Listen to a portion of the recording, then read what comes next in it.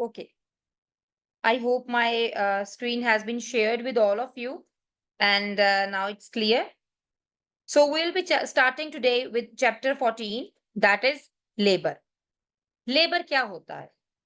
Labor is basically the portion of the pregnancy, which is now the pregnancy is ending, and the mother is having painful contractions. उनको दर्दें आनी शुरू हो गई हैं, which will result in delivery of the baby. ठीक है? आपकी book इसको कैसे डिफाइन करती है? आपकी बुक कहती है कि labor can be, if you get a question define labor, then you should say that labor is defined as the process by which regular painful contractions bring about effacement and dilatation of the cervix and descent of the presenting part, ultimately leading to expulsion of the fetus and the placenta from the mother. This is what is basically definition of labor. ये है labor की definition. अब इसमें बहुत सी terms हैं जो definitely आप लोगों को भी नहीं पता, वो मैं अब आपको बताती हूँ उसका हमने क्या करना है। सबसे पहले आती है, एक एक करके हम उस टर्म को पढ़ेंगे। रेगुलर पेनफुल कंट्रैक्शंस, ये है वो टर्म, रेगुलर पेनफुल कंट्रैक्शंस। ठीक है, यानी कि if this is the uterus, it is going to contract, and this is the uterus and this is the cervix. ठीक है, अब हम इसके आज इस वाले पार्ट के ऊपर ज्यादा जोर देंगे, सर्वाइकल पार्ट के ऊपर। ठीक है, अब यूट्रस है और सर्विक्स है। ठीक है, होना क्या है, it is going to bring about effacement and dilatation. ये जो सर्विक्स है, इस सर्विक्स ने डायलेट होना है। ये इनिशियली बिल्कुल ऐसे क्लोज होती है, ऐसे it is close from below. अब इसने डायलेट होके 10 सेंटीमीटर तक खुलना है।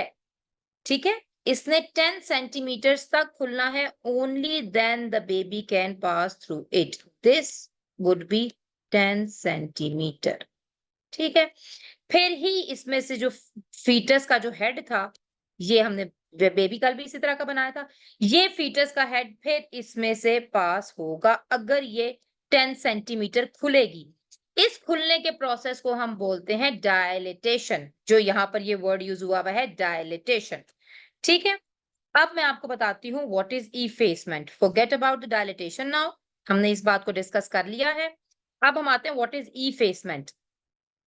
ओके, अब इफेसमेंट ये है कि ये हमने ड्रॉ की यूट्रस, ठीक है, और ये हमने ड्रॉ की सर्विक्स, जो मैंने कहा है इनिशियली क्लोज्ड होती है।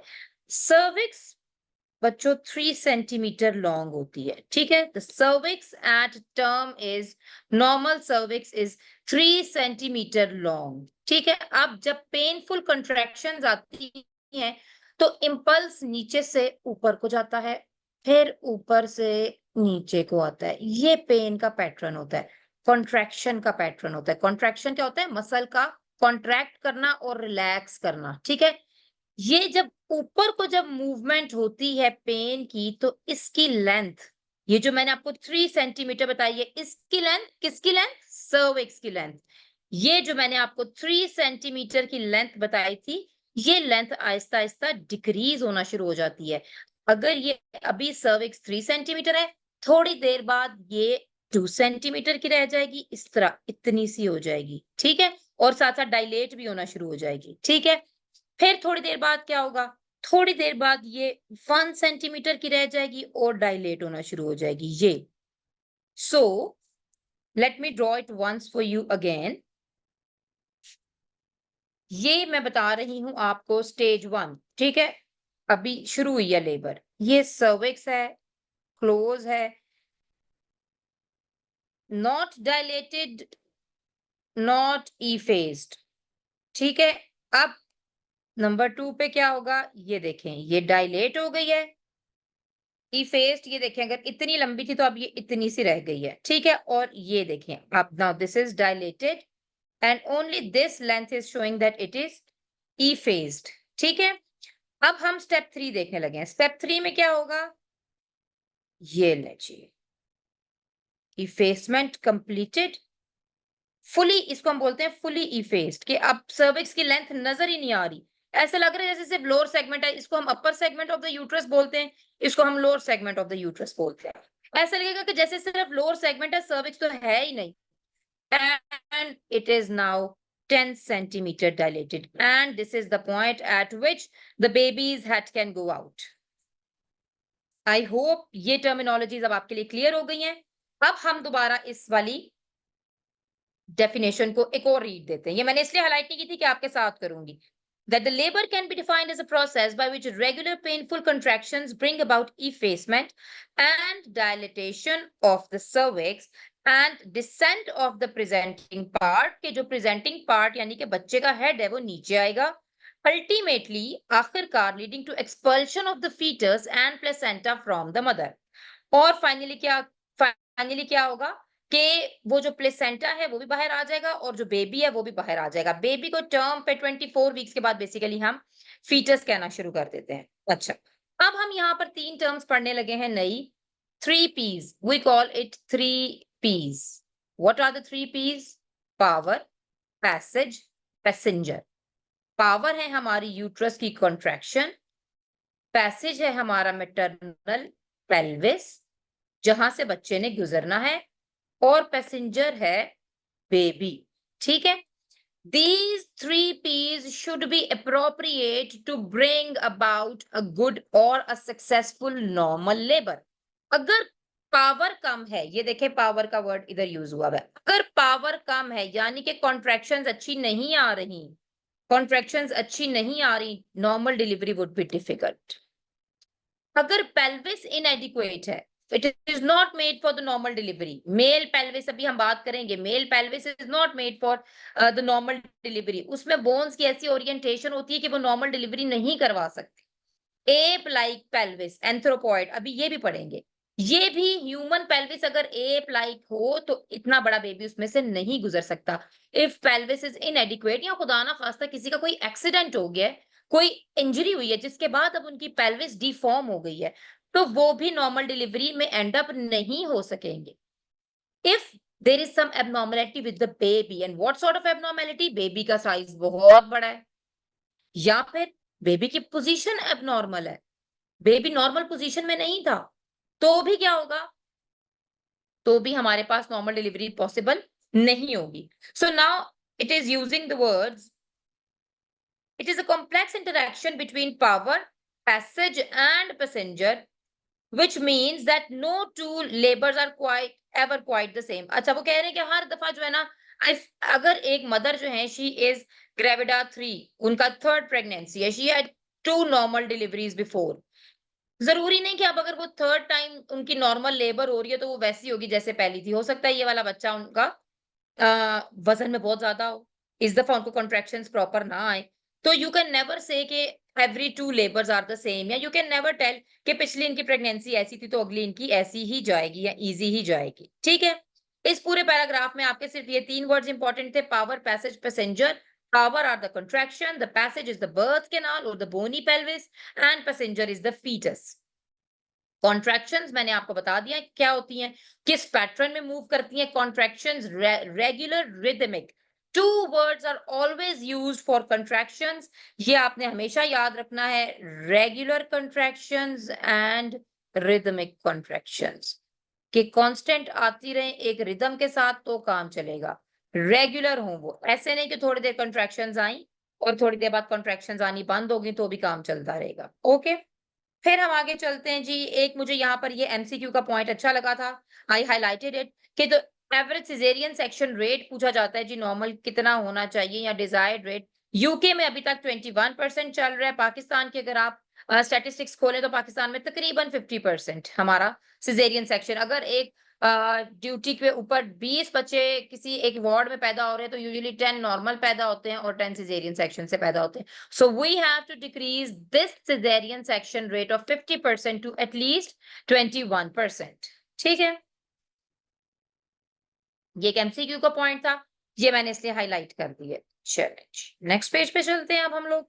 मैं बुक को साथ बच्चों इसलिए सिर्फ लेकर चल रही हूँ सो दैट आप लोगों की कोई क्वेरी ना रहे, आप लोगों को कोई ये ना मसला रहे कि the book wasn't consulted, so the lecture was meant to be from 10 teachers, book consult नहीं की तो इस वजह से हमें जो है वो समझ नहीं आ रही।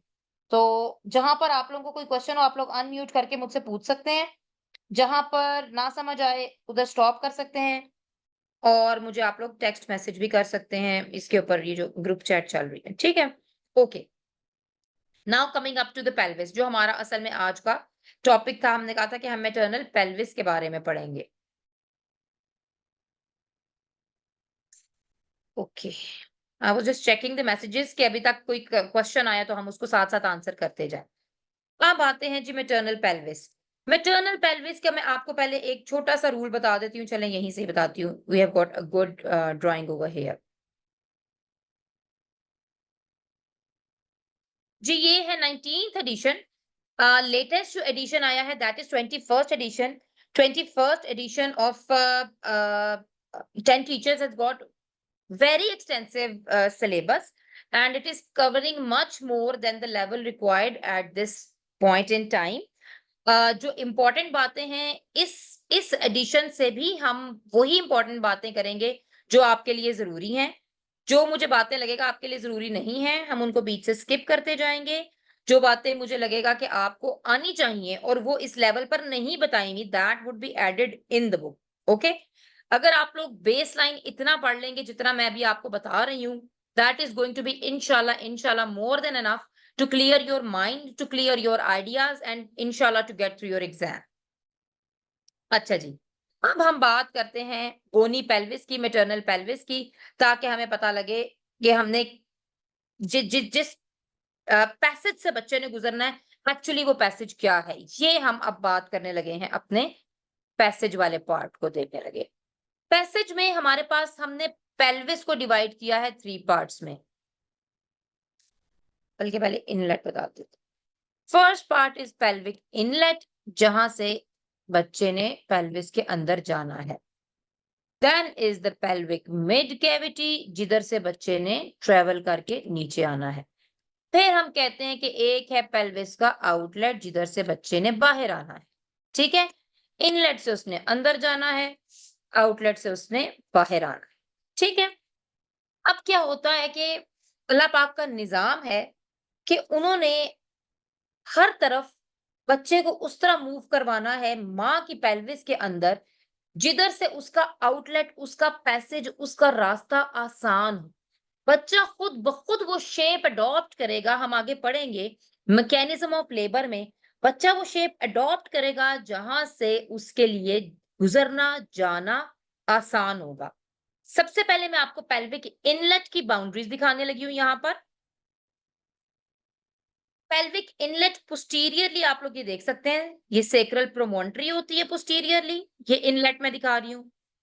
साइड पे हमारे पास आइलियक क्रेस्ट होते हैं, या एंटीरियर सुपीरियर आइलिक स्पाइन के पास ये superior inferior ramus of the pubic bone, ये सारा इनलेट है। ठीक है, इधर से सेक्रल प्रोमोन्ट्री, इधर से superior inferior रेमाई of the pubic bone and upper part of the pubic symphysis. This is all the pelvic inlet.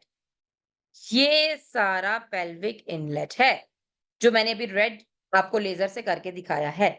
इधर से बेबी ने अंदर जाना है पेल्विस के अंदर। ओके, अब what is the mechanism, what is the process, वो हम देखते हैं। पहले हम करते हैं इसको हाईलाइट। ठीक है, पोस्टीरियरली क्या बताया मैंने आपको, सेक्रल प्रोमोन्ट्री, फिर आइलियक बोन आई, फिर सुपीरियर और inferior rami of the pubic bone, ये मैं upper portion of the pubic symphysis पे गई हूं। और अब हम वापस जा रहे हैं अपने दूसरी प्यूबिक बोन के ऊपर से होते हुए सेक्रल प्रोमोन्ट्री के ऊपर।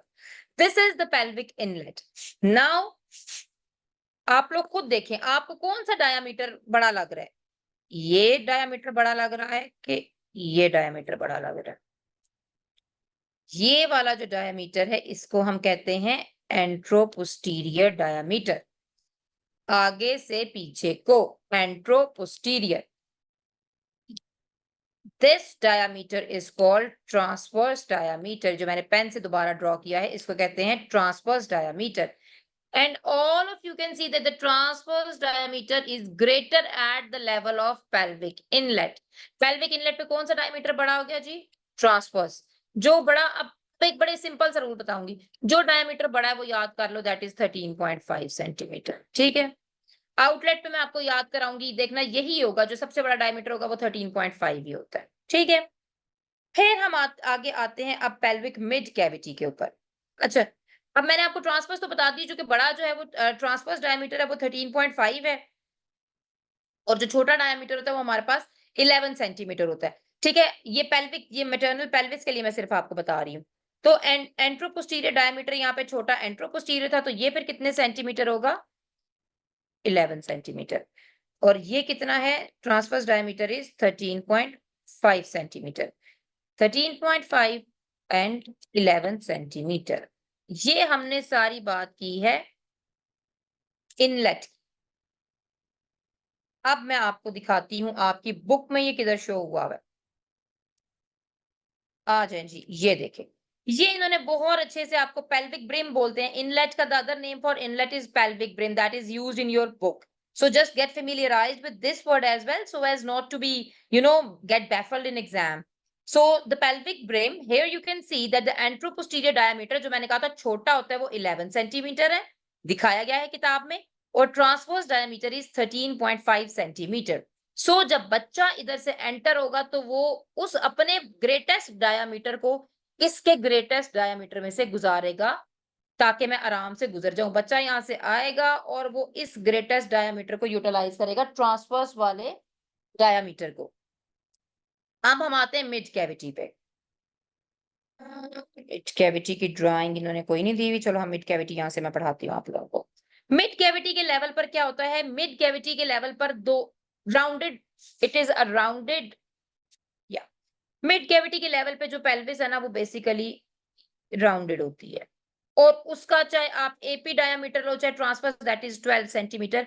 ये यहाँ पर बड़ी फिट करके इन्होंने दिखाई भी है, यहीं पर ही देख लें आप लोग। ये AP diameter of the mid pelvis is, रुके मैं आपको लेजर से दिखाती हूँ, ये AP diameter of the mid pelvis is 12 centimetre. ठीक है, मिड कैविटी के लेवल पर होती हैं हमारे पास ये इस्कियल स्पाइन्स। यहाँ पर अभी आप ये देखेंगे, ये इस्कियम, ये इसकी इस्कियल स्पाइन्स, ये हम मिड कैविटी के लेवल पर फील करते हैं। ठीक है, फिर आ जाए पेल्विक आउटलेट के ऊपर। मिड, जो बच्चा इनलेट से गुजर जाता है यूजुअली वो मिड कैविटी तक आ जाता है। सॉरी, ये आपको स्किन स्पाइन्स यहाँ पे नजर आएंगे।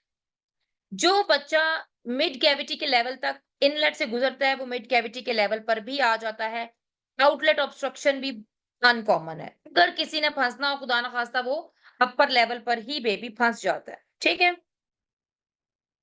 आउटलेट पे अब आ जाए। ये इन्होंने अब आउटलेट आपको बनाकर दिखाई हुई है। यहाँ पर पहले मैं आपको ऊपर से आउटलेट की बाउंड्रीज दिखाती हूँ।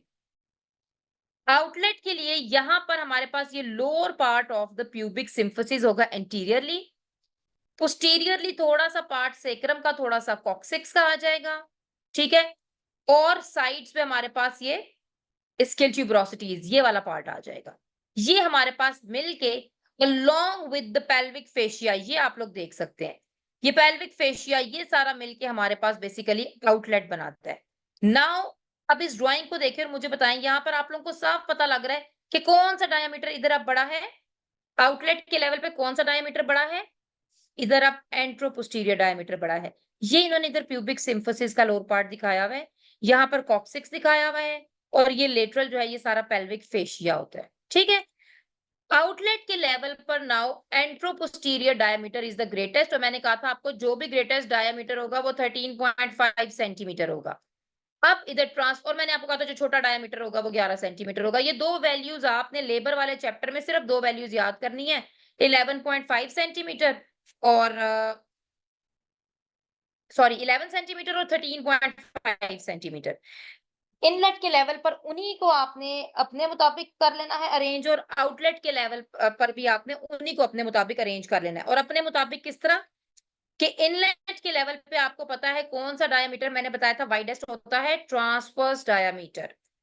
तो इनलेट के लेवल पे आपने ट्रांसवर्स डायमीटर कहना है जी 13.5 है, और जब आउटलेट का वो आपसे पूछेंगे तो आपने कहना है ट्रांसवर्स के लेवल पे एंट्रोपोस्टीरियर डायमीटर 13.5 है। इनलेट के लेवल पे चूंकि एंट्रोपोस्टीरियर डायमीटर छोटा था, वो कितना है? वो 11 सेंटीमीटर है। आउटलेट के लेवल पे ट्रांसवर्स डायमीटर छोटा था, वो कितना है? वो 11 सेंटीमीटर है।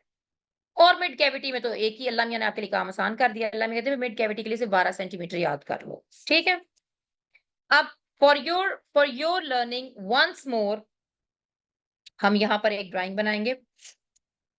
एक हम ड्राइंग बनाएंगे इनलेट की, ये बना के याद रखो, ये मैंने बनाया इनलेट, ये मैंने बनाई मिड कैविटी, और ये मैंने क्या बनाई, आउटलेट। ठीक है, लेबल इट फॉर योरसेल्फ, आपको ये चीज कभी नहीं भूलेगी। ये है जी इनलेट, ये है मिड कैविटी, और ये है आउटलेट। आउटलेट में now you can C which diameter is greatest, anteroposterior 13.5, transverse diameter 11 centimetre.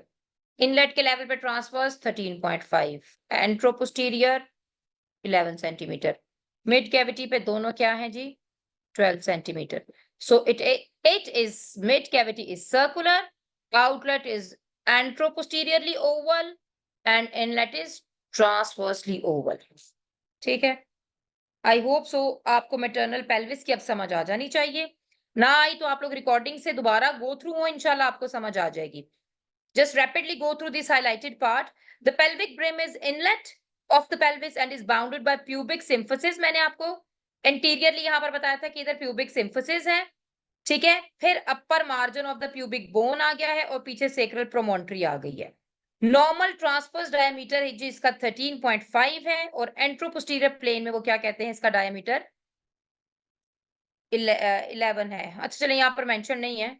Okay, they have not mentioned it in the text, but the transverse diameter here is 13.5 and the anteroposterior diameter, that is, ये जो ऊपर दिखाया है वो है 11 centimetre. ठीक है, आगे आ जाए। फिर ये कहते हैं कि जी on each side by the pubic bone, obturator fascia, inner aspect of ischial bone, spines, posteriorly junction of second, third section of the cavity is almost, अब ये mid cavity की बात करें कि the mid cavity is almost round and the transverse and anterior diameters are 12 centimeter, और ischial spines मैंने कहा था यहाँ पर palpable होती हैं हमारे पास mid cavity के लेवल पर। ये आपको नजर आ रही है ischial spines। Okay, let me highlight it once for you. इस रेड पेन से ये आपको स्केल स्पाइन एक नजर आ रही है, ये स्केल स्पाइन। जब हम बाय मैनुअल एग्जामिनेशन करते हैं, इधर से हाथ डालते हैं, we actually feel for these spines to look के बच्चा यहाँ पे फंस तो नहीं जाएगा। ठीक है, और जिसका ये 10 सेंटीमीटर से हमें कम लगे, पर हम कहते हैं कि अच्छा नहीं, इसकी तो मुझे लग रहा है कि कैविटी तंग है। ठीक है, वेल मिड कैविटी तक हम लोग आ गए। मिड कैविटी के बाद है अब पेल्विक आउटलेट पे। आउटलेट को मैंने आपको बताया फ्रंट पे lower margin of the pubic symphysis, साइडों पे descending ramus of the pubic bone और ischial tuberosities और sacrotuberous ligament। This you can see the sacrotuberous ligament, ये इन्होंने आपको छोटी छोटी ischial tuberosities दिखा दी हैं। इधर इन्होंने आपको क्या कहा है, ये lower part of the pubic symphysis है। फिर ये कहते हैं कि जी इधर चूंकि एपी डायमीटर बड़ा है, वो 13.5 है, और transverse diameter is 11 centimetre. Okay, फिर मैंने आपको कहा था कि मैं आपको 3 टाइप्स ऑफ पेल्विस बताऊंगी, वो कौन कौन से होते हैं। Number 1 is this pelvis which is most suitable for normal vaginal delivery and this is called a gynecoid pelvis। इसको हम बोलते हैं gynecoid pelvis। आप लोग देख सकते हैं कि गायनी गायनी से रिलेटेड है ना, गायनी से याद रखिए, ये राउंडेड है, कितनी खुली है ये, यहां से आराम से बेबी मूव करके नीचे आ सकता है। ठीक है, as compared to this, look at this, the android pelvis, this is the male pelvis, ये ऐसे triangular होता है। ठीक है, एक दफा मैं आपको एक स्टोरी सुनाती हूँ। we were conducting an exam, तो I was one of the examiner for the final year viva and I asked the boy that what is the shape of the android pelvis। वो मुझे कहता है madam it is not suitable कि वहां से normal delivery हो। मैंने कहा हाँ जी ठीक है, so what is actually the shape, how would you shape it? It is oval, it is round, it is what shape? He said it is star shaped. So please ऐसा कोई आपने blunder नहीं करना। मैं आपको आज इसीलिए स्पेसिफिकली इसकी शेप दिखा रही हूँ कि ये देखें, this is called triangular shaped. It is triangular shaped. It is not star shaped. Star तो कहीं से भी नहीं है। ठीक है, then coming up to anthropoid pelvis. Anthropoid pelvis अब हमारे पास वो है जिसको हम एप लाइक बोलते हैं। ये unsuitable for normal human, normal delivery के लिए अनसुटेबल है, ये ओवल होती है। अब चूंकि ये ओवल इन शेप है, तो इस गायनाकॉइड को आप क्या कहते हैं, इसको हम कहते हैं राउंड और ओवॉइड। इसके लिए 2 वर्ड्स यूज होते हैं। ठीक है, और ये प्लेटिप्लॉइड है, इसका ट्रांसवर्स डायमीटर बहुत ज्यादा होता है, ठीक, प्लेटिफ्लॉइड का। ये 4 मैटरनल पेल्विस की जो है वो शेप्स होती हैं। ये बस इसमें यही है कि आपसे यही आएगा कि जी which one is more suitable for the normal vaginal delivery and you have to answer the gynaecoid pelvis is more suitable for the normal vaginal delivery.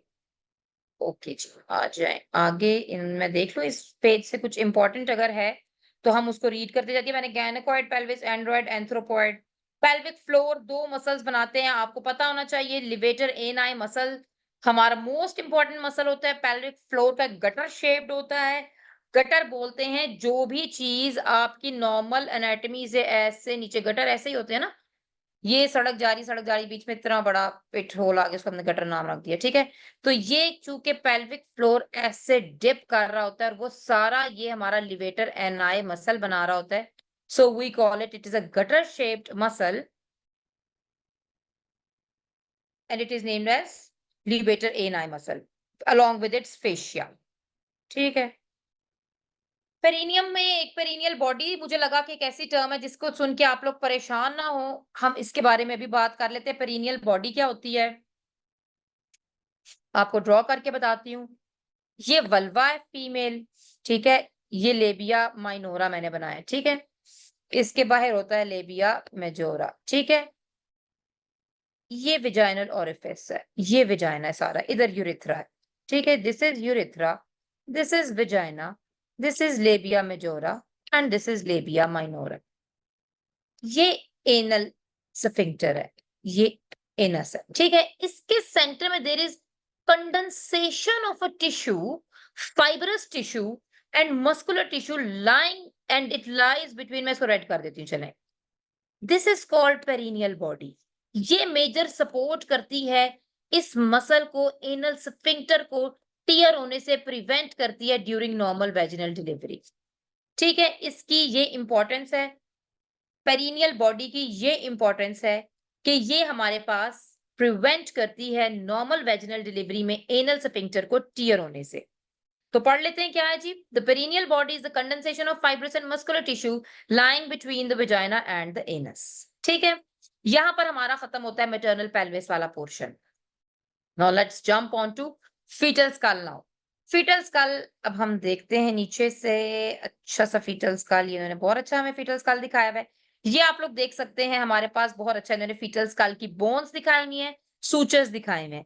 पहले let's get familiarised with the bones and the sutures, क्योंकि आगे हमने जो diameter पढ़ने हैं presenting, ये सारे इन आपको इन सूचर्स की, इन बोन्स की पहचान होगी तो हम इन डायामीटर्स के ऊपर जंप ऑन कर सकेंगे।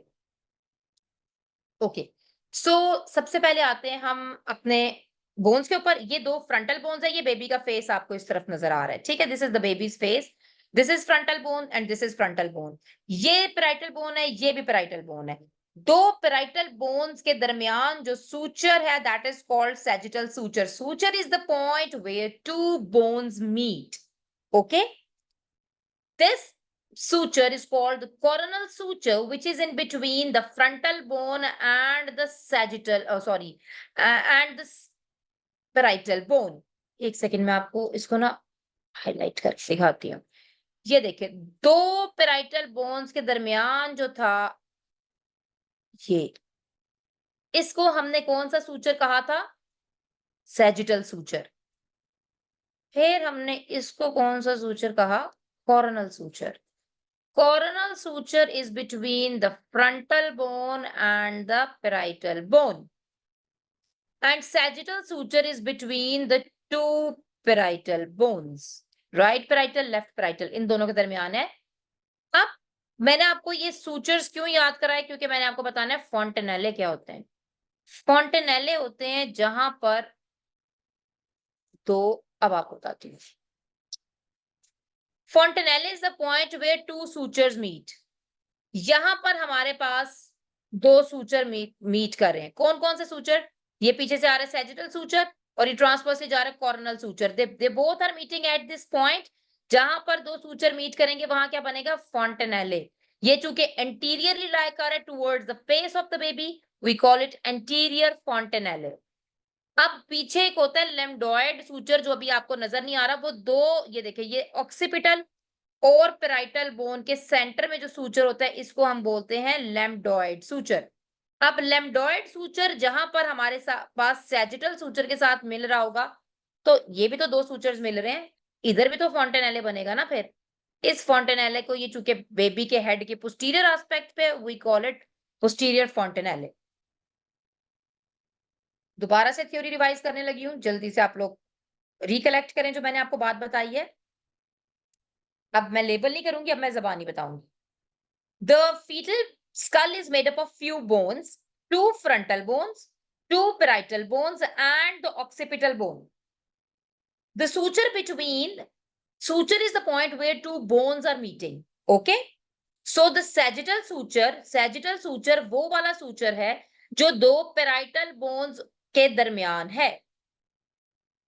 कॉर्नल सूचर वो सूचर है जो फ्रंटल और पेराइटल बोन के दरमियान है।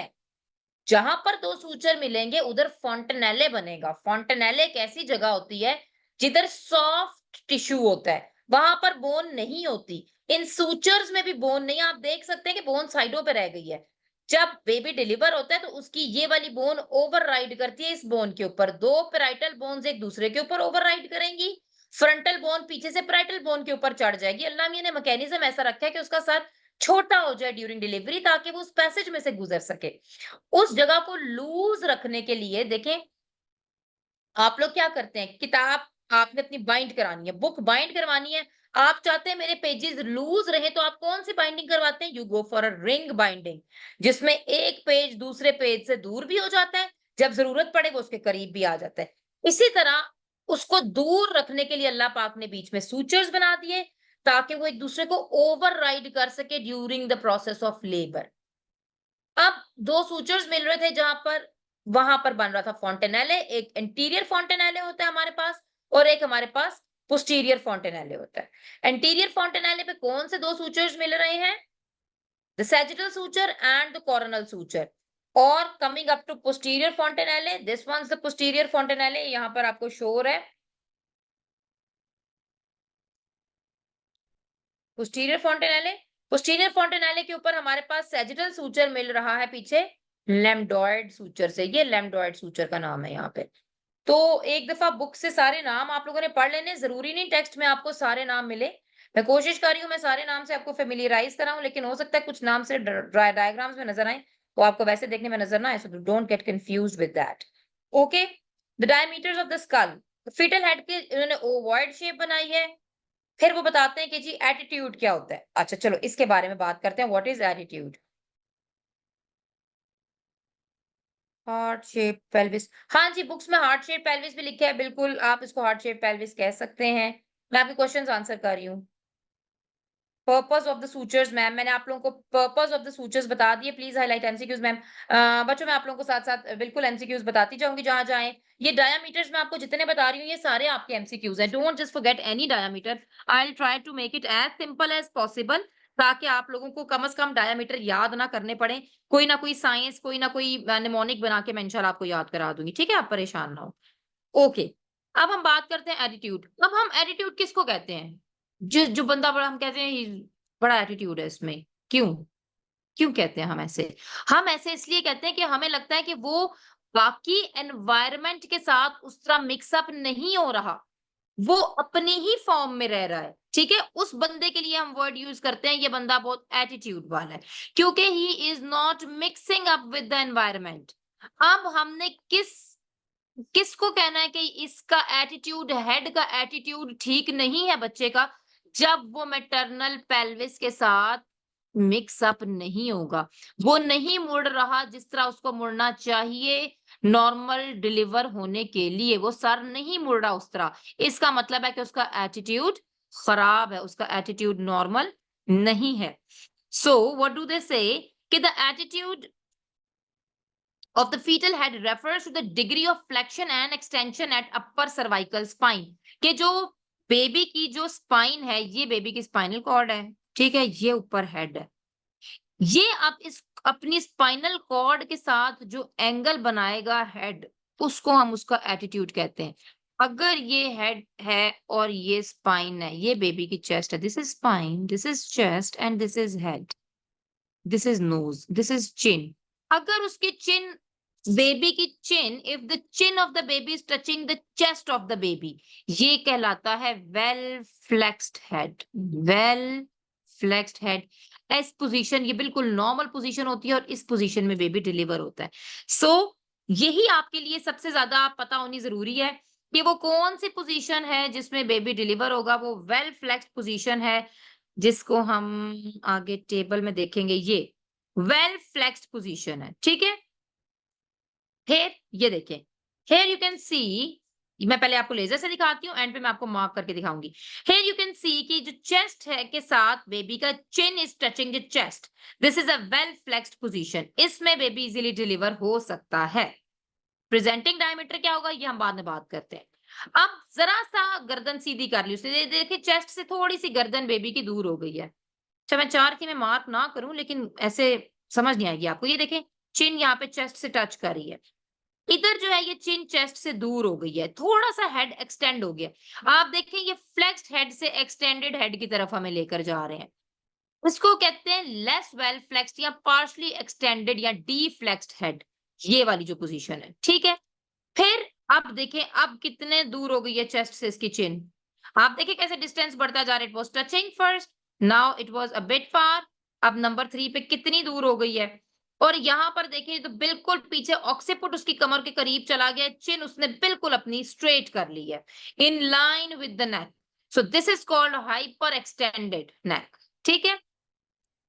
अब इसी लिहाज से उन्होंने कहा कि जी हम नाम दे देंगे उसके पोजीशन का, एटीट्यूड का। Attitude well flexed, chin is touching the chest, partially extended. इस पोजीशन को हम कहते हैं ऑक्सीपिटो फ्रंटल पोजीशन। ये हम, क्योंकि diameter presenting is occipito frontal, ये हम बाद में करते हैं डायमीटर्स।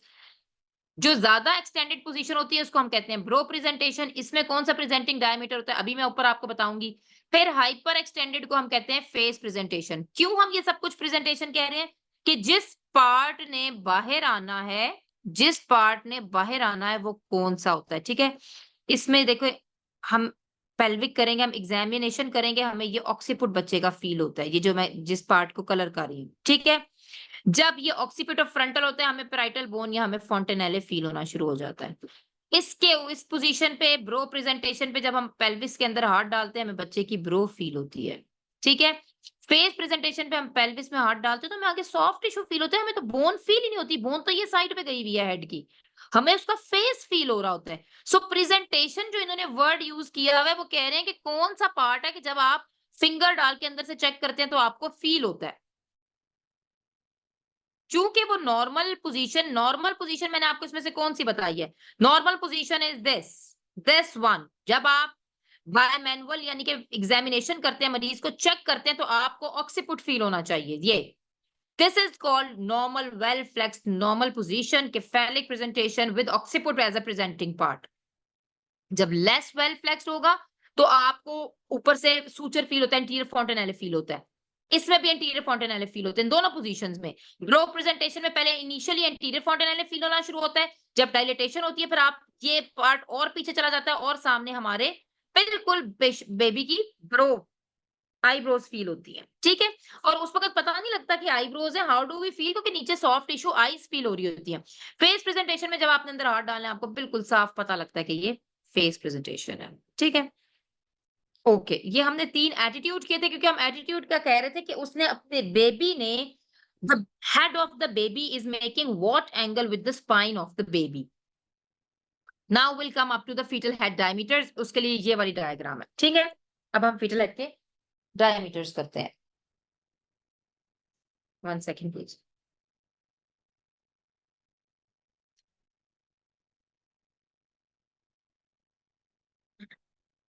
चले जी, फीटल हेड के डायमीटर्स में आते हैं जी। सबसे पहले जो उन्होंने वेल फ्लेक्स्ड का बताया था हमें डायमीटर, इधर आ जाए इस वाली ड्राइंग पे वापस। वेल फ्लेक्स्ड हेड जब होता है तो वो कहते हैं सब ऑक्सीपिटो ब्रैग्मेटिक। दो डायमीटर्स हम सबसे पहले याद करेंगे, सब ऑक्सीपिटो ब्रैग्मेटिक और सब मेंटो ब्रैग्मेटिक। ये दोनों हम पहले क्यों याद कर रहे हैं, क्योंकि ये दोनों सबसे छोटे हैं और इसमें नॉर्मल डिलीवरी पॉसिबल है, ठीक है।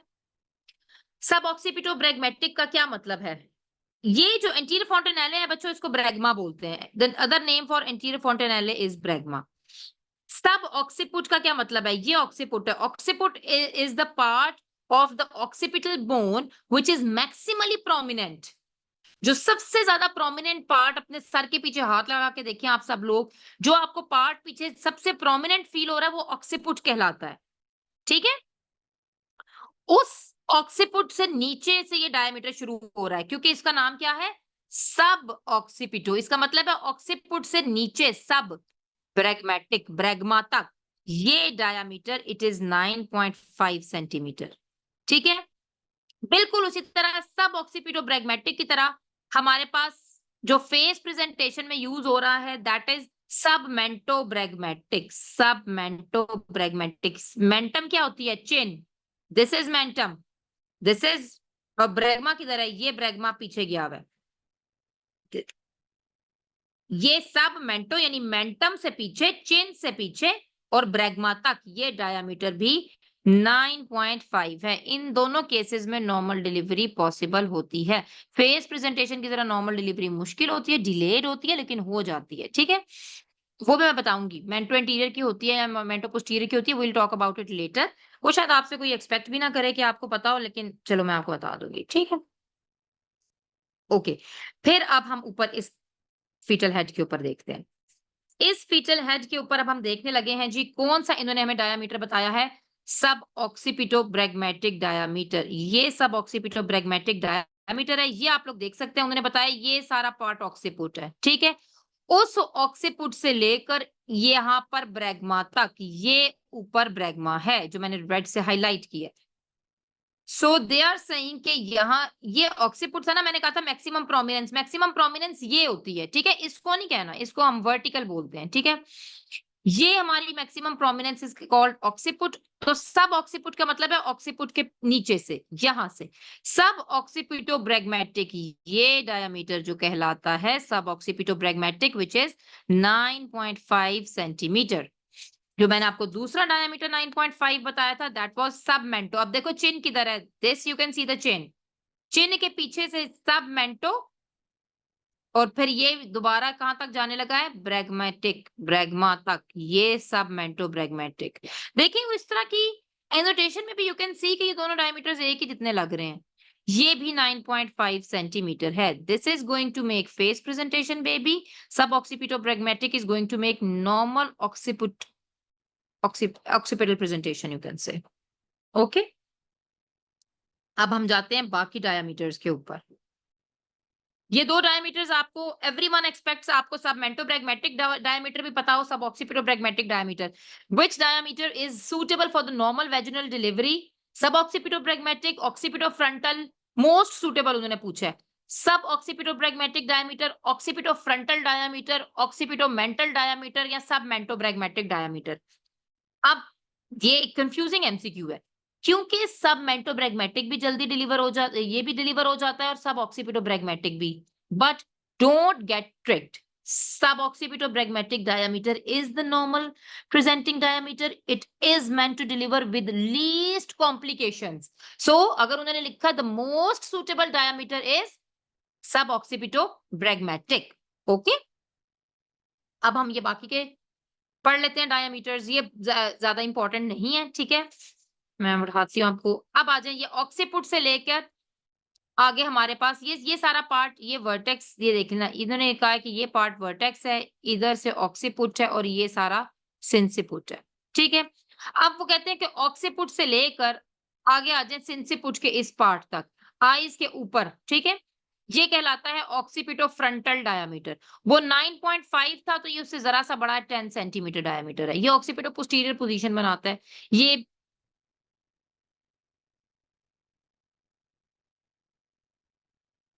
ये सारे जो डायमीटर्स अब हम बाकी पढ़ने लगे ना, ये मुश्किल से डिलीवर होते हैं। ठीक है, ऑक्सीपिटो फ्रंटल डायमीटर ये है सारा, जो ऑक्सीपुट से लेके आगे आपकी फ्रंटल बोन तक आ रहा है।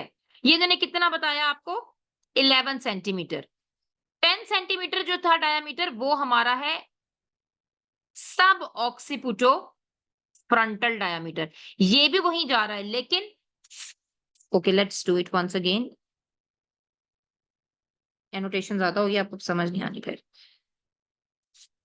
ऑक्सीपिटो फ्रंटल, ये सारी फ्रंटल बोन है ना बच्चों, यहां तक फ्रंटल बोन है, ठीक है।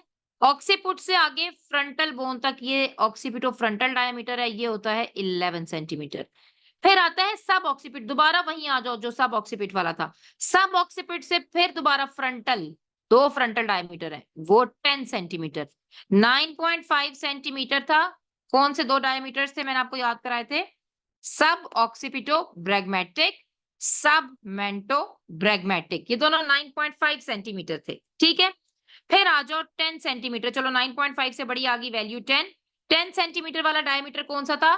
सब ऑक्सीपिटो फ्रंटल। 11 सेंटीमीटर वाला डायमीटर कौन सा होगा? ऑक्सीपिटो फ्रंटल, ऑक्सीपुट से फ्रंटल, ठीक है।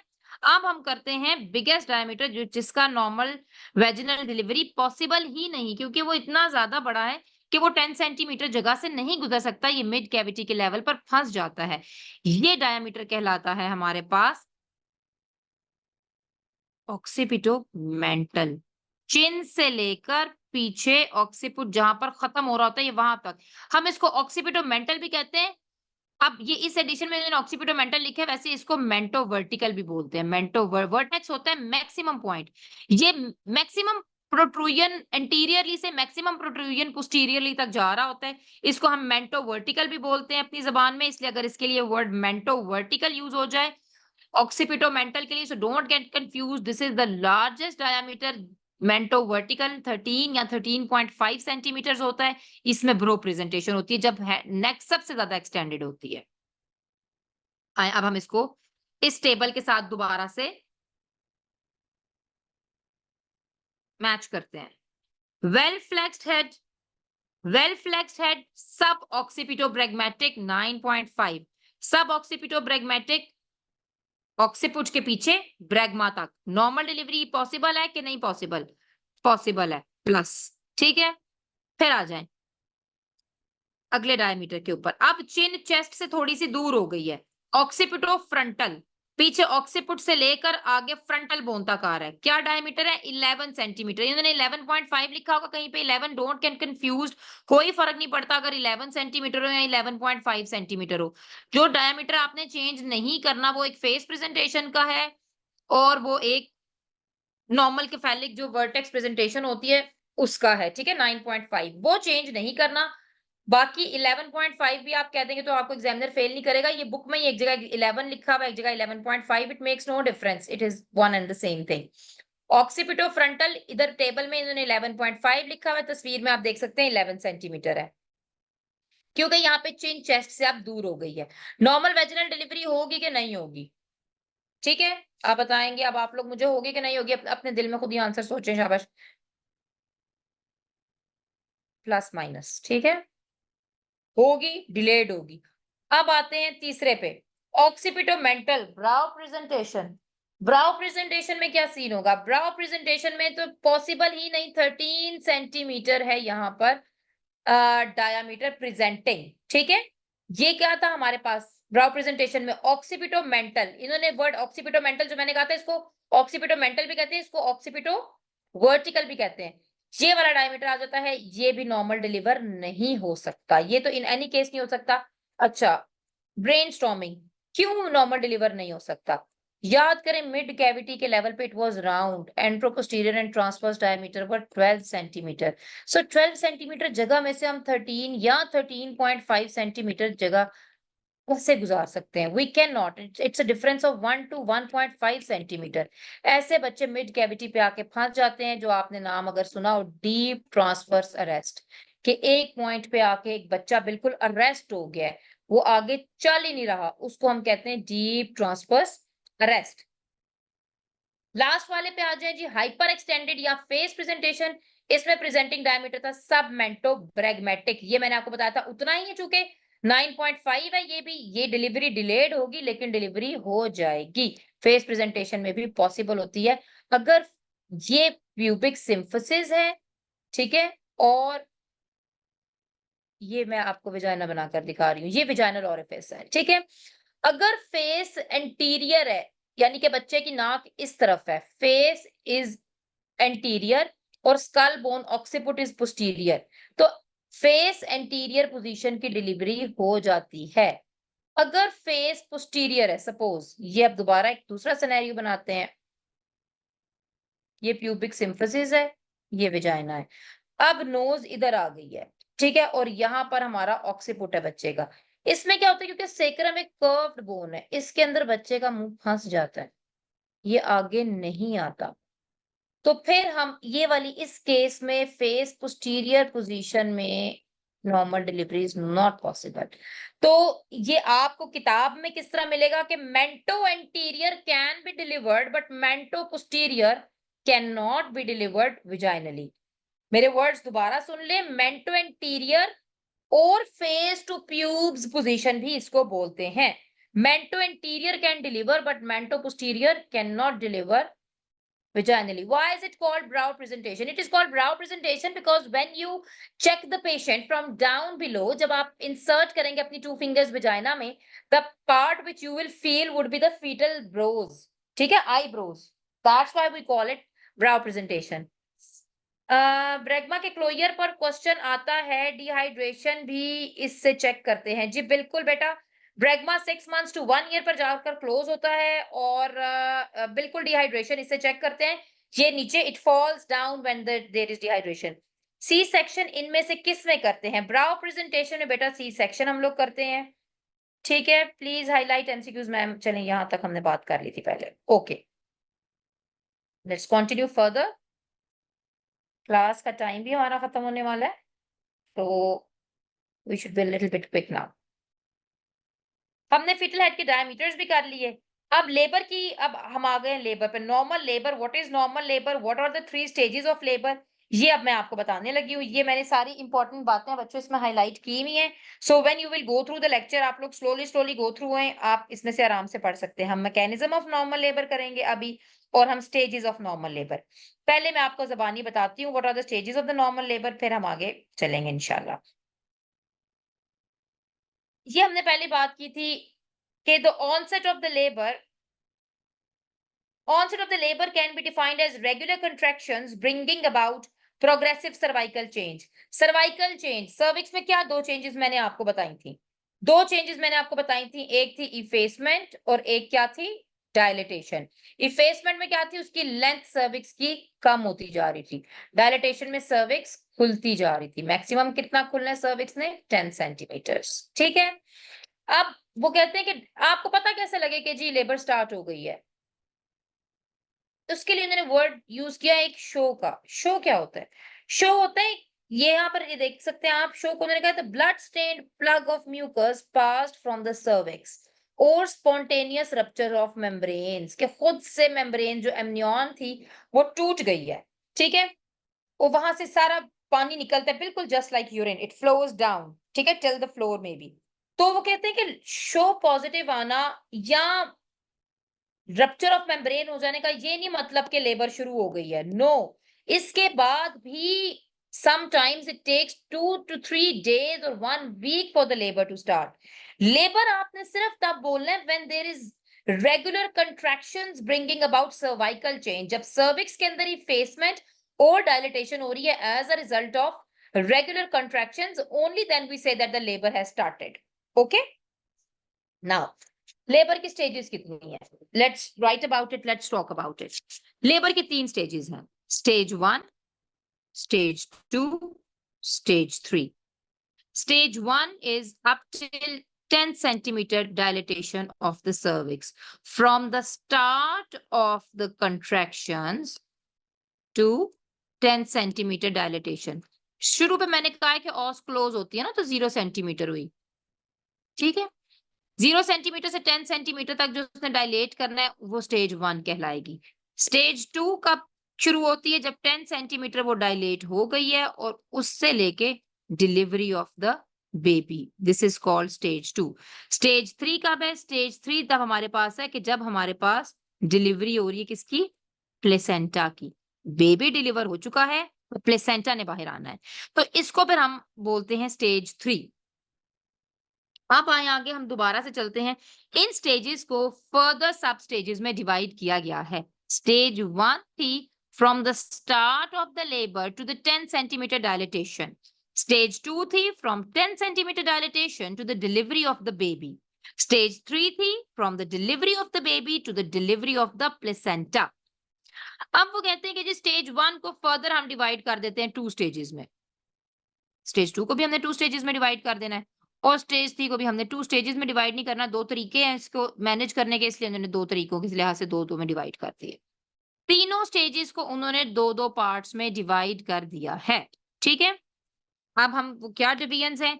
स्टेज 1 को वो कहते हैं कि जी पहली होती है स्टेज 1 जिसको हम कहते हैं लेटेंट लेबर. लेटेंट लेबर कब कहना है आपने, स्टार्ट से लेकर up till 4 centimetre dilatation. 3 to 4 centimetre dilatation is called latent labour.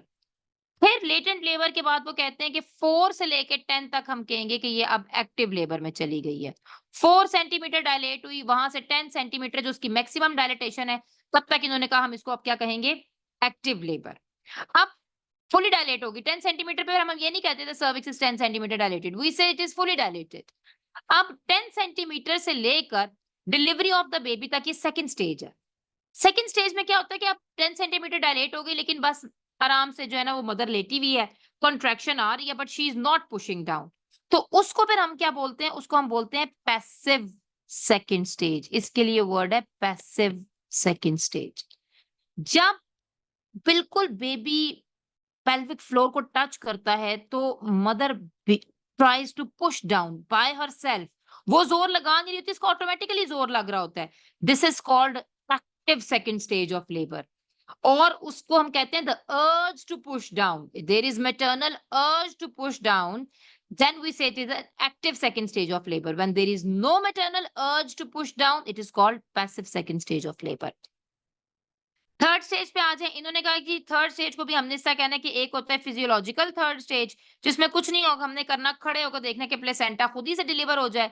एक होती है active management of third stage जिसमें हमने बेसिकली खुद हिल के कुछ करना है, हमने उसको एक्टिवली मैनेज करना है. यही आप लोग आज ग्रुप पे बात कर रहे थे, active management of third stage of labour, जो आप लोगों से पूछी हुई थी जिसके बारे में आप लोग कंफ्यूज थे. हम इसको भी डिस्कस कर लेते हैं. ठीक है, ओके. दोबारा से मैं अब आगे से आपको स्टेजेस बताने लगी हूँ. स्टेज 1 थी स्टार्ट ऑफ द लेबर से 10 सेंटीमीटर डायलेटेशन तक. 10 सेंटीमीटर डायलेटेशन तक इन्होंने 2 पार्ट्स में डिवाइड किया. लेटेंट फेज जब तक वो स्टार्ट ऑफ द लेबर से 4 सेंटीमीटर डायलेट होगा. फिर इन्होंने कहा जी एक्टिव फेज हम तब कहेंगे जब 4 सेंटीमीटर से लेके 10 सेंटीमीटर तक डायलेट होगा.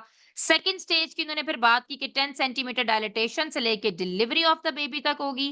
फिर उन्होंने कहा कि when mother is not pushing down we call it passive second stage. When the mother is pushing down, we call it active second stage. फिर आई थर्ड स्टेज ऑफ लेबर जिसमें सीधी सीधी बात थी डिलीवरी ऑफ प्लेसेंटा होनी थी. उन्होंने कहा नहीं, जब ये इन दोनों को 2 स्टेजेस में किया, इसको भी 2 पार्ट्स में करो. Physiological you are not doing anything, active you have to do something. Okay,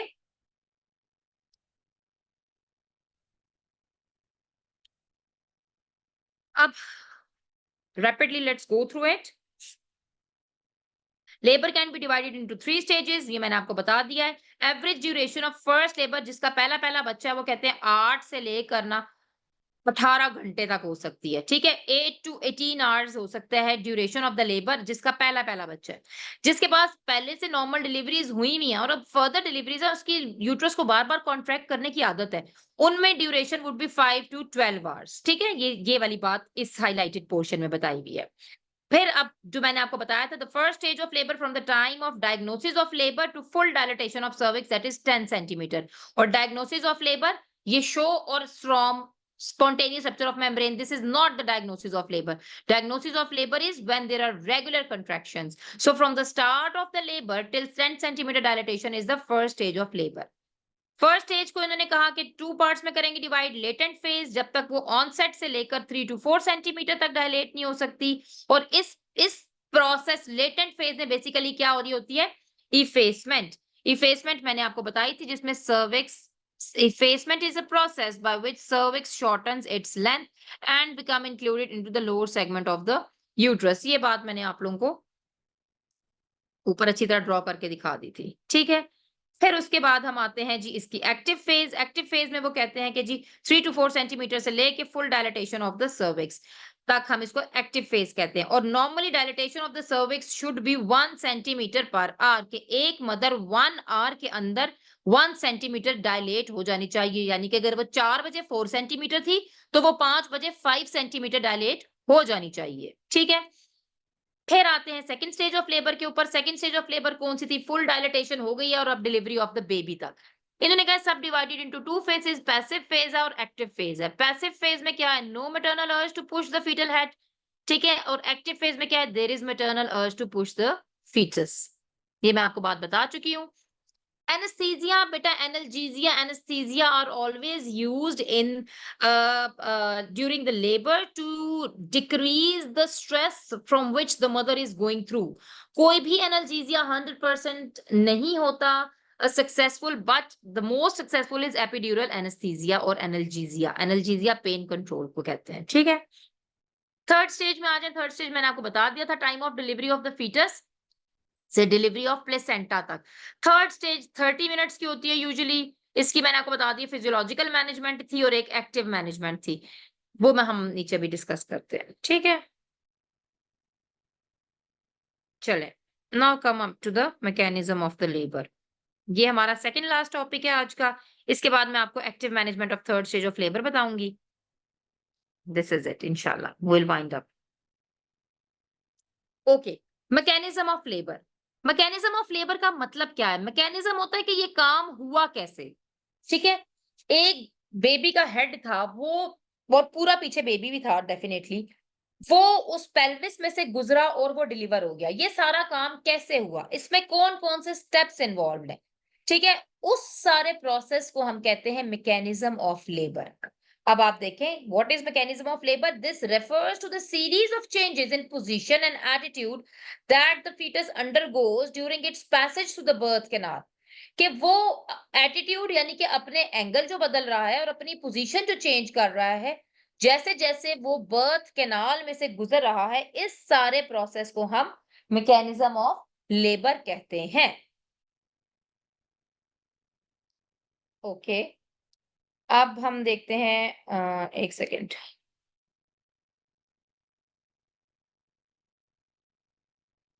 मेंटो interior please repeat. Okay, mento posterior anterior समझा दें। ओके, ओके, हम मेंटो इंटीरियर पोस्टीरियर के बारे में बाद में दोबारा बात करते हैं।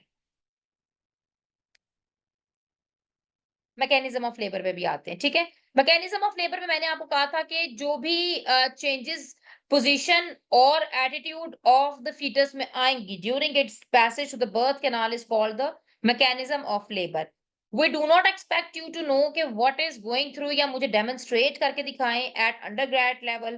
पोस्ट ग्रेजुएट लेवल पे definitely we expect you to know all this, but no one is going to forgive you if you don't know all these stages। ठीक है, इसकी निमोनिक बना के भी लोग याद करते हैं।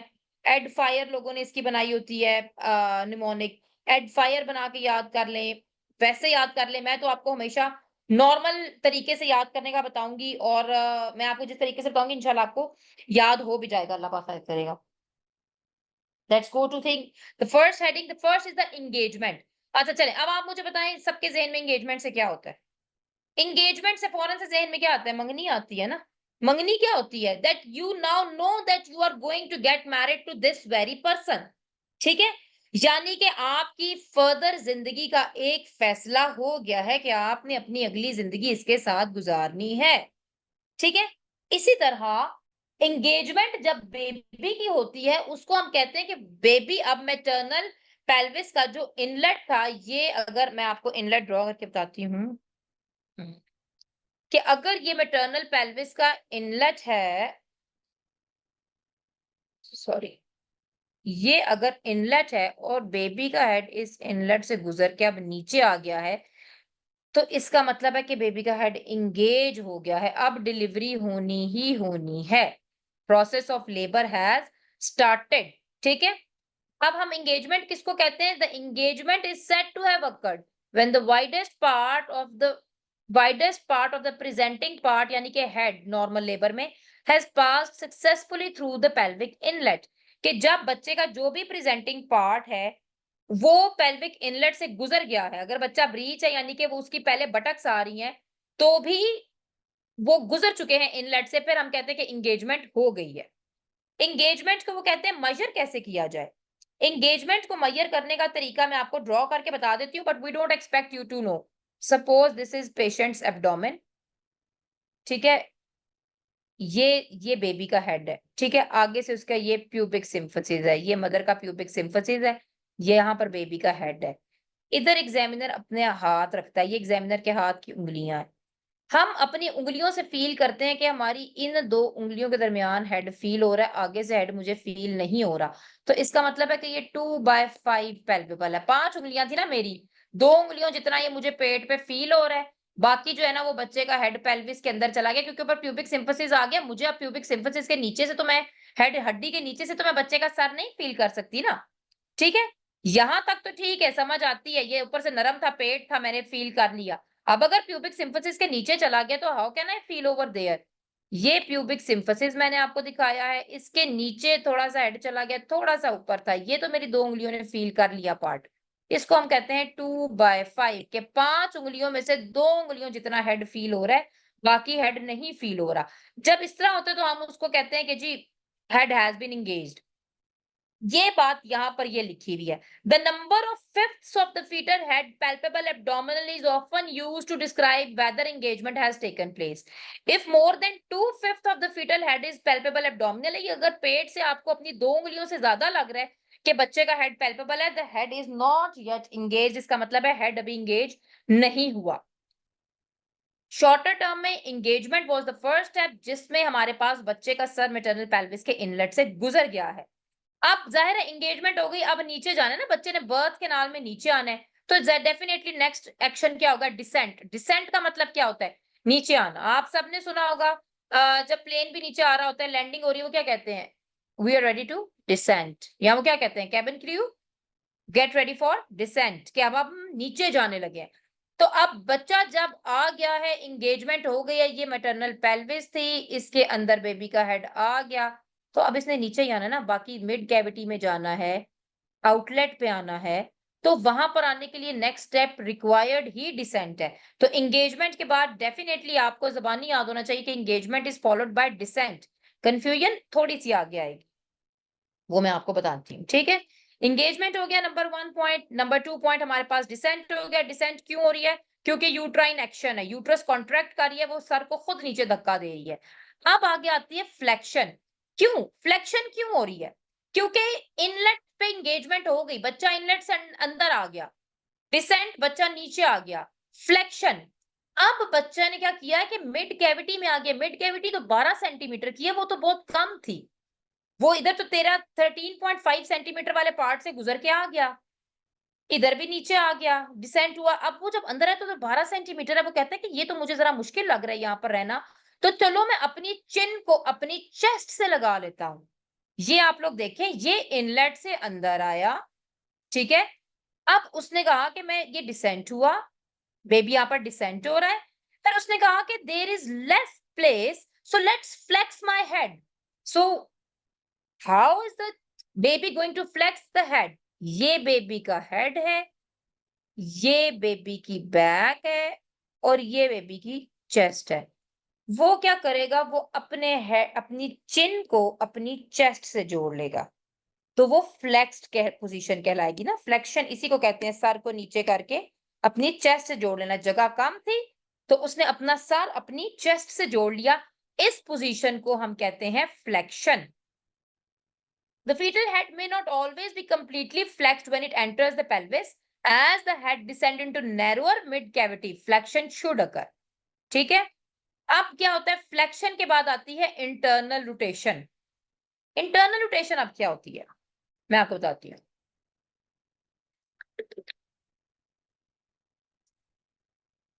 होता क्या है, अब बच्चे ने जब अपनी फ्लेक्शन कर ली, बच्चे ने अपनी जो चिन थी वो अपनी चेस्ट से लगा ली, ये देख सकते हैं आप लोग, chin is attached to the chest. अब आपको सर पे मोस्ट प्रोमिनेंट पार्ट क्या नजर आ रहा है, which is the most prominent part that you could see, that is the occiput। ये पीछे से बाहर आ गया ना। अब क्या होगा कि जब चिन लग गई चेस्ट के साथ, जगह कम थी, ऑक्सीपुट के साथ बच्चा आगे डिसेंड करता जा रहा है, करता जा रहा है। Let's draw this baby in a downward direction so that things become familiarised वो जैसे रियल में हो रहा होता है, ठीक है। Let's draw it again in a downward direction. This is fetal head, okay? This is the back of the baby. This is the chest of the baby. Now this is the chin of the baby and this is the occiput, ठीक है। अब क्या होगा, अब ये occiput बाहर आ गया। अब जब हमारे पास पेल्विक फ्लोर है, ये सारा लिवेटर एनाई मसल है, ये लिवेटर एनाई मसल है, ये पेल्विक फ्लोर को आके जैसे ही ऑक्सीपुट टच करेगा ना, तो क्या होगा, if the head is well flexed, पढ़ते भी जाए साथ साथ, if the head is well flexed, occiput will be the leading point and on reaching the sloping gutter of levator ani muscles, it will encourage to rotate anteriorly so that sagittal suture now lies in the AP diameter of the pelvic outlet. अब क्या होगा, ये occiput anteriorly, ये देखें, ये ऊपर diagram में मैं आपको दिखा रही हूँ, ये pubic symphysis है, ठीक है, ये पीछे से सेक्रम है।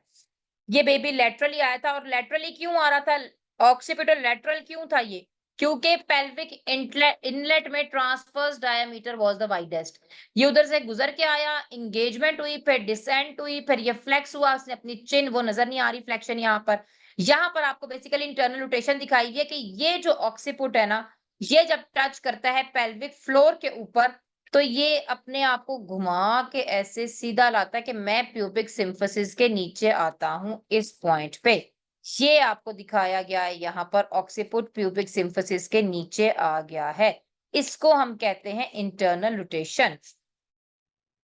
पढ़े, the occiput will be the leading point, और जब वो स्लोपिंग गटर को टच करेगा, वो अपने आप को खुद ही एंटीरियरली रोटेट कर लेगा और आके प्यूबिक सिम्फिसिस के नीचे लग जाएगा। अब वो क्यों प्यूबिक सिम्फिसिस के नीचे लगा है, ताकि, क्योंकि अब उसको पता है कि मेरा जो अब आउटलेट पे एंट्रोपोस्टीरियर डायमीटर सबसे बड़ा है, तो मैं अपने बड़े डायमीटर को इस बड़े डायमीटर के अगेंस्ट एडजस्ट करूंगा, सो वो इसके नीचे आके ऑक्सीपुट लग जाता है, ठीक है। इस प्रोसेस को हम कहते हैं इंटरनल रोटेशन। इंटरनल रोटेशन के बाद क्या होती है, एक्सटेंशन। अब यहां पर वापस आ जाएं, ऊपर वाले फिगर में ही, जिधर मैं आपको ये लेजर पॉइंटर दिखा रही हूँ, इधर गौर करें, ऑक्सीपुट यहां पर लगा हुआ है। Now occiput is going to act as a fulcrum, और जो बेबी का नोज, लिप्स, चिन, ये सारे पोस्टीरियर विजाइना के ऊपर से यूं स्वीप करते हुए बाहर आते हैं, और वो जो प्रोसेस होता है वो कहलाता है एक्सटेंशन। ऑक्सीपुट पीछे रह जाएगा, फ्रंट फेस पहले डिलीवर हो जाएगा बेबी का। तो बेबी की जो नेक पहले फ्लेक्स होके चिन उसकी चेस्ट से लगी थी, अब वो एक्सटेंड हो रही है। So this process at this point in time is called extension. So पहले हुई इंगेजमेंट, वाइडेस्ट डायमीटर से गुजरा, हमने कहा जी इंगेजमेंट हो गई। फिर हुई डिसेंट, नीचे आया बच्चा। फिर बच्चे ने कहा कि मिड कैविटी के लेवल पे आ गया हूं, जगह कम है, चलो अपनी चिन अपनी चेस्ट से लगाता हूं, उसको हमने कहा फ्लेक्शन। फिर क्या हुआ, ऑक्सीपुट बाहर आ गया, ऑक्सीपुट जाकर लगा नीचे लिबेटर एनाई पे, और ऑक्सीपुट ने अपने आप को अरेंज करके प्यूबिक सिम्फिसिस के नीचे सेट हो गया, जिसको हमने नाम दिया इंटरनल रोटेशन, क्योंकि ये रोटेशन माँ के अंदर ये भी बच्चा कर रहे हैं, इसलिए हमने इसको कहा इंटरनल रोटेशन। फिर क्या हुआ, बच्चा बाहर आया एक्सटेंशन से, underneath the pubic symphysis occiput आ गया है, ठीक है। और क्या होता है कि जी बाकी जो है फलक्रम बन गया जी, point as bregma, face, chin appear करते हैं in succession over the posterior vaginal opening and the perineal body. Perineal body में आपको ऑलरेडी एक्सप्लेन कर चुकी हूँ क्या होती है। इसके ऊपर अपने आप को स्वीप करते हुए सॉफ्ट पार्ट्स बेबी के डिलीवर हो जाते हैं, जो चिन चेस्ट से लगी होती है वो सीधी एक्सटेंड हो जाती है, इसलिए इस प्रोसेस को हम कहते हैं एक्सटेंशन। अब आ गया एक्सटेंशन के बाद आगे आता है रेस्टिट्यूशन। रेस्टिट्यूशन क्या है, अब जब बेबी का हेड डिलीवर हो गया ना, हेड तो बाहर आ गया, तो उसकी रेस्ट ऑफ द बॉडी वो भी तो डिलीवर होनी है। अब जब हेड इस पॉइंट इन टाइम पे बाहर आ जाता है और डिलीवर हो जाता है, तो ये वाला पोर्शन इनलेट के ऊपर इस वक्त क्या होते हैं, शोल्डर्स। अब शोल्डर को भी तो पता है ना, शोल्डर को क्या पता है, शोल्डर को भी ये बात पता है कि मेरा अब ट्रांसवर्स डायामीटर यहाँ पे बड़ा है, तो शोल्डर भी ट्रांसवर्स डायामीटर में ही एंटर हो रहे होते हैं। पेल्विक कैविटी के इनलेट पे, ठीक है। पेल्विक कैविटी के बाय बाय एक्रोमियल डायमीटर ना, दोनों एक्रोमियन प्रोसेस तो आपने पढ़े होंगे स्कैपुला के, सॉरी आपके शोल्डर के। तो अब बाय एक्रोमियल डायमीटर जो है उस वक्त ट्रांसवर्स प्लेन में लाई कर रहा होता है ताकि वो मैक्सिमम डायमीटर को यूटिलाइज करता हुआ गुजरे। तो अब सर बच्चे का ऐसे है, गर्दन बच्चे अंदर से, कंधे बच्चे के टेढ़े हैं। तो हेड क्या करता है, वो अपने आप को कंधों के साथ अलाइन करता है कि कंधे अंदर से ट्रांसवर्स डायमीटर में है, मैं एंट्रोपोस्टीरियर डायमीटर में हूं, तो गर्दन में तो उसके वो आ जाएगा ना, बल आ जाएगा। वो अपने आप को खुद अलाइन करेगा by moving through 1/8 of a circle, जिसको हम अपनी जबान में बोलते हैं रेस्टिट्यूशन। होता क्या है basically, when head is delivering occiput is directly anterior, occiput किधर पड़ा हुआ था, प्यूबिक सिम्फिसिस के नीचे। Head aligns itself with the shoulder, जो कि अब एंटर हुए हैं पेल्विस में एक ओब्लीक पोजीशन में, यानी कि ओब्लीक एंगल बन रहा है, टेढ़ा एंगल बन रहा है कंधों का सर के साथ। तो अब क्या होगा, the slight rotation of the occiput through 1/8 of a circle is called restitution. ये क्यों कर रहा है, असल में ये अपने आप को अलाइन कर रहा है कंधों के साथ, ठीक है। अब क्या होगा, रेस्टिट्यूशन भी हो गई, कंधे इनलेट से आके कंधे अब आउटलेट पे आ गए हैं।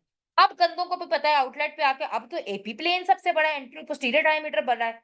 अब वो दोबारा एंट्रो पोस्टीरियर डायमीटर में होंगे तो सर दोबारा से बेबी का जो है वो एक एंगल पे आ जाएगा कंधों के साथ, उसकी गर्दन में दोबारा बाल आ जाएगा। तो बेबी दोबारा 1/8 ऑफ अ सर्कल मूव करेगा to align its neck with its shoulder.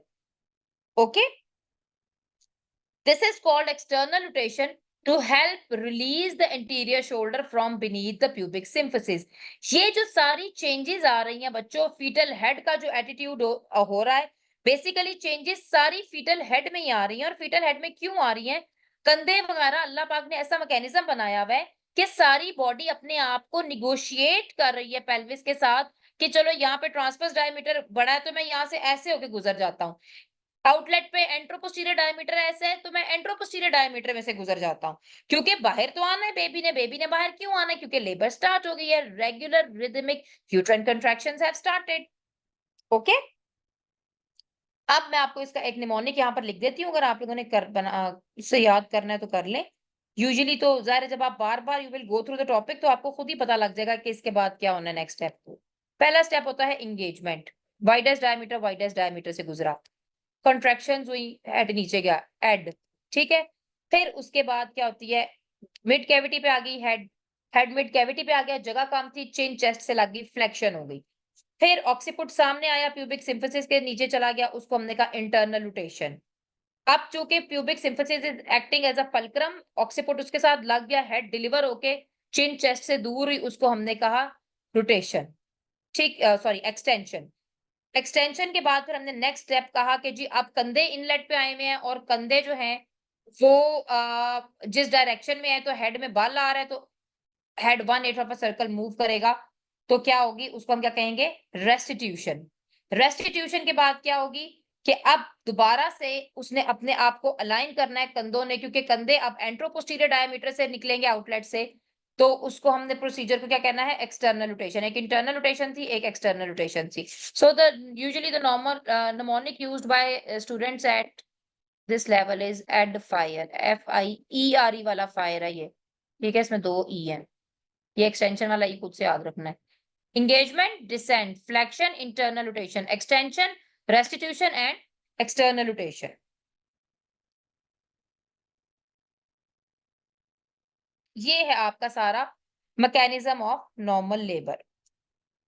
Understanding the physiology, वो कहते हैं कि जी मायोमेट्रियम में सारे एक्टिन मायोसिन फाइबर्स होते हैं, इंट्रासेलुलर कैल्शियम जो ज्यादा होगा तो ये ज्यादा जोर जोर से कॉन्ट्रैक्ट करेंगे। जो 2 हॉर्मोन्स करवाते हैं डिलीवरी, वो प्रोस्टाग्लैंडिन और ऑक्सीटोसिन है, वो दोनों क्या करते हैं, वो इंट्रासेलुलर कैल्शियम को बढ़ाते हैं। इंट्रासेलुलर कैल्शियम को बढ़ाएंगे तो ज्यादा एक्टिन मायोसिन बने, आई मीन ज्यादा काम करेंगे एक्टिन मायोसिन और कंट्रैक्शंस अच्छी आएंगी। यही सारी बातें इन चीजों में एक्सप्लेन्ड है।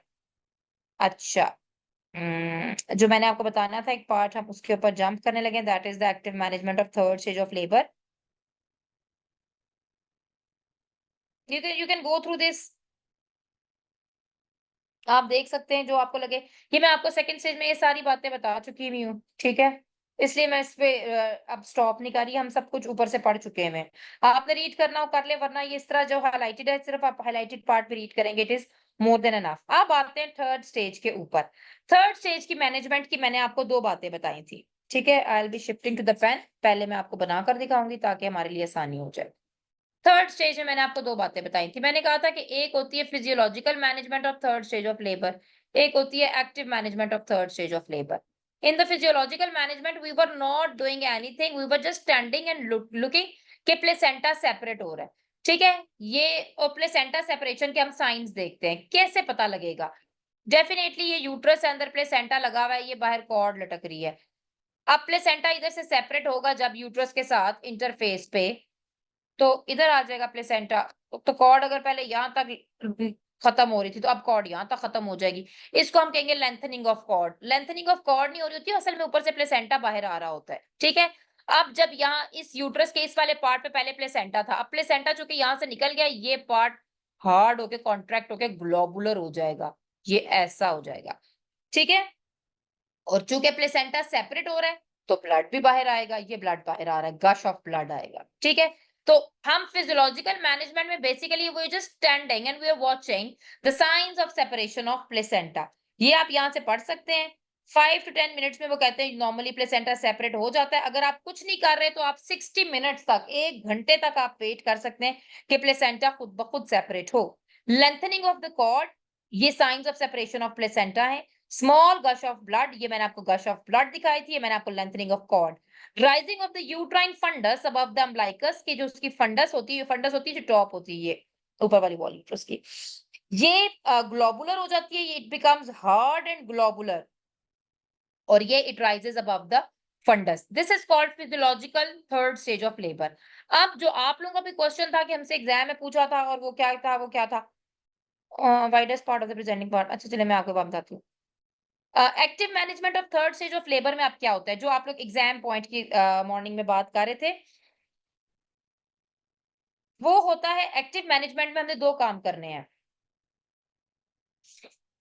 एक्टिव मैनेजमेंट ऑफ लेबर में हमने 2 काम करने हैं। पहली बात तो ये नंबर 1 पॉइंट हमारा ये है कि हमने इसमें जैसे ही फीटल हेड डिलीवर हुआ होता है, आपने इनको 10 इंटरनेशनल यूनिट्स ऑक्सीटोसिन देना होता है, ठीक है। Active management of the third stage of labour में होता है आपने 10 units of oxytocin at the time of delivery of the head और after the delivery of the baby, 10 units international units of oxytocin देना है। और दूसरा आपने क्या काम करना होता है, कंट्रोल्ड कॉन्ट्रैक्शन। कंट्रोल्ड जिसमें आपका हाथों के ऊपर काबू हो, ऐसे बस जोर लगा के खींच नहीं लेना। और वो कंट्रोल किस तरह करना है मैं भी आपको बताती हूँ। कॉर्ड, बच्चे की कॉर्ड, ट्रैक्शन, खींचना। वो कैसे है, कंट्रोल आपने कैसे करना है, कंट्रोल ऐसे करना है कि अगर आप लेफ्ट हैंडेड हैं या राइट हैंडेड हैं, डिपेंडिंग अपॉन द आप किस तरह like you are easy with. एक हाथ से आपने लेफ्ट हैंड से आपने कॉर्ड को पकड़ के जेंटल सी पुल देनी है, राइट हैंड से आपने माँ के यूट्रस को पकड़ के अपवर्ड पुश करना है, ठीक है। वो कैसे दिखता है मैं आपको किताब में दिखाती हूँ, मैंने बहुत अच्छा बताया है आप लोगों को। ये देखिए, ये यूट्रस है इनसाइड द मैटरनल एब्डोमेन, ठीक है। ये एग्जामिनर का या जो डॉक्टर था उसका हाथ आया हुआ है, उन्होंने इसको सपोर्ट किया हुआ है, और दूसरे हाथ से ये कॉर्ड नीचे से खींच रहे हैं। अगर ये इसको सपोर्ट नहीं करेंगे और ऐसे ही कॉर्ड को खींचेंगे, तो हो सकता है कि यूट्रस का अपर पार्ट साथ बाहर आ जाए, जिसको हम इन्वर्जन ऑफ द यूट्रस कहते हैं, ठीक है। तो एक्टिव मैनेजमेंट की ये मैंने बताई हुई है या इस पॉइंट पे जहां पर मैंने हाईलाइट किया हुआ है कि the intramuscular injection of 10 international units of oxytocin, clamping and cutting of the umbilical cord और कंट्रोल्ड कॉर्ड ट्रैक्शन, ठीक है।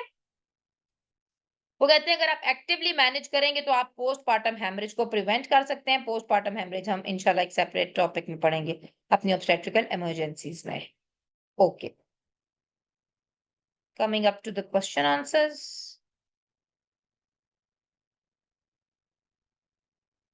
हम देखते हैं आपने क्या क्या पूछा है। एक एक क्वेश्चन था कि वो widest part of the presenting part of वो वाले क्वेश्चन क्या है। Engagement is said to have occurred when the widest part of the presenting part has passed to the widest part of the maternal pelvis. Okay. देखिए इन्होंने ये क्यों कहा widest part of the presenting part, क्योंकि देखिए बच्चों presenting part हमेशा head नहीं होता ना, ब्रीच बेबी भी तो होता है। ब्रीच बेबी में वाइडेस्ट पार्ट जो डायमीटर प्रेजेंट कर रहा होता है वो बाय ट्रोकेंटेरिक डायमीटर होता है। तो आपने पढ़ेंगे ना ग्रेटर ट्रोकेंटर लेसर ट्रोकेंटर, ठीक है, तो उसको हम बाय ट्रोकेंटेरिक डायमीटर कहते हैं। तो इसलिए उन्होंने सिर्फ ये कहा कि widest part of the presenting part, अगर वो बेबी है और वो केफेलिक प्रेजेंटेशन में आ रहा है बेबी, तो उसमें हमारे पास biparietal diameter is the widest diameter. Okay, ओ यानी कि दो पैराइटल बोन्स के दरमियान डायमीटर, वो भी आपको दिखा देती हूँ मैं, पर दो पैराइटल बोन्स के दरमियान कौन सा डायमीटर होता है। ये देखिए, ये इस वाले ड्राइंग, ये पैराइटल बोन है एक और एक दूसरी पैराइटल बोन है, दिस इज द बायपैराइटल डायमीटर। यहाँ पे देखें ना, खुद देखें आप, आपको नजर आ रहा होगा बेबी के हेड में सबसे चौड़ा वाला पार्ट कौन सा है, यही है ना। तो जब ये गुजर जाता है ना इनलेट से, तो फिर हम कहते हैं कि चलो जी एंगेजमेंट हो गई है, क्योंकि सबसे चौड़ा पार्ट गुजर गया है माँ के पेल्विस के इनलेट से, ठीक है। और इसी तरह अगर बेबी ब्रीच है तो उसमें बाय ट्रोकेंटेरिक दोनों जो ग्रेटर ट्रोकेंटर होते हैं, जब वो गुजर जाते हैं इनलेट से, तो फिर हम कहते हैं कि एंगेजमेंट हो गई है। वो ये थी the widest part of the presenting part.